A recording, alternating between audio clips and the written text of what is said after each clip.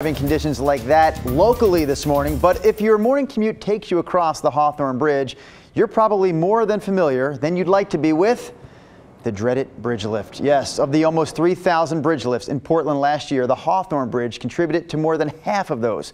So we sent traffic guru Chris McGinnis out to see why the Hawthorne lifts so often, even when it seems like there's no ships passing through.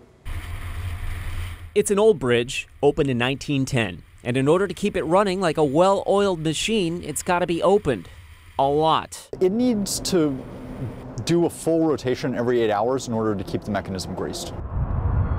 The Hawthorne Bridge goes up at least 3 times a day, so once per shift. Depending on the water level, that could be more. Depending on how often the Portland Spirit is coming up and back, that could be more. But at least once a shift on the Hawthorne. In 2017, the Hawthorne Bridge was open nearly 1,900 times. Some perspective, that's more than twice the number of Broadway, Burnside, and Morrison bridge lifts combined.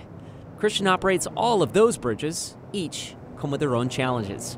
The Broadway's a little nerve-wracking, yeah. Although when you open that bridge, you really feel like you've done something. It's enormous, it's slow, and it is the one that is most likely to give you a problem.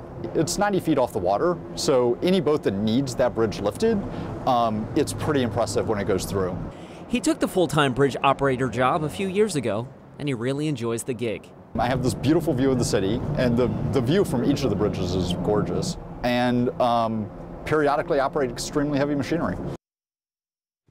Chris is always looking for ideas for his Driving Me Crazy series, so if there's something about your commute that drives you up a wall, let Mr. McGinnis know. You can contact him through Facebook, Twitter, or through email. I always wondered who was up there. I've never seen anybody as I've driven over. That was really awesome. Have you not